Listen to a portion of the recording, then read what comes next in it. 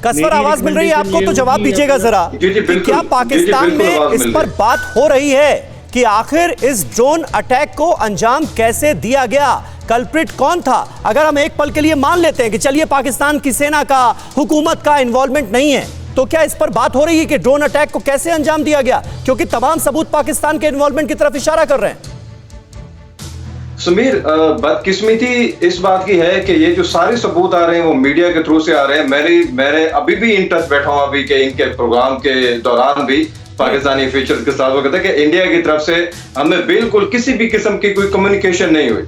अब एक नौजवान का कहना था जो फॉरेन अफेयर्स में बड़े अच्छे ओहदे पे मौजूद हैं, जो इस किस्म के पाकिस्तान से चीजों को टैकल करते हैं, उन्होंने कहा अगर मीडिया के थ्रू ही सारी बात करनी है तो फिर हम भी कर लेते हैं, लेकिन बाई गॉड उनके वर्ड से, बाई गॉड हमें इंडिया की तरफ से किसी भी किस्म की कोई इंफॉर्मेशन, किसी भी किस्म की कोई कंप्लेन नहीं आई।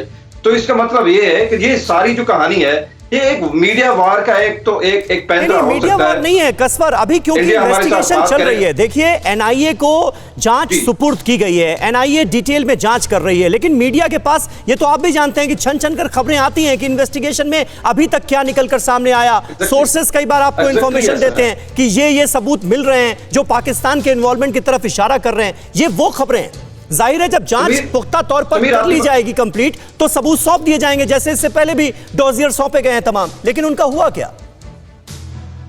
नहीं, आपकी बात बिल्कुल ठीक है समीर, ये आप बिल्कुल ठीक कह रहे हैं, लेकिन बात यह है कि पाकिस्तान की तरफ से अभी भी यही एक वजह है कि कोई ऑफिशियल रिस्पांस नहीं आया।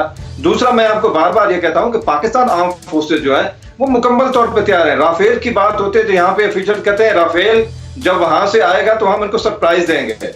यहाँ पे एयरफोर्स ऑल द टाइम, ये मैं आपको बड़ी अथॉरिटी से कह रहा हूँ कि ऑल द टाइम यहाँ पे पाकिस्तान एयरफोर्स ऑपरेशनल है, all the time stand by है। तो मेरा ख्याल है कि दो चीज तो अभी हमारे दोस्त कह रहे थे, बातचीत भी हो और दूसरा आप दूसरे भी तरीके इस्तेमाल करें, तो पाकिस्तान एक्सपेक्ट कर रहा है वो इसलिए कि यहाँ पे नेवी, यहाँ पे एयरफोर्स और ग्राउंड फोर्सेज जो है वो मुकम्मल तौर पर तैयार है।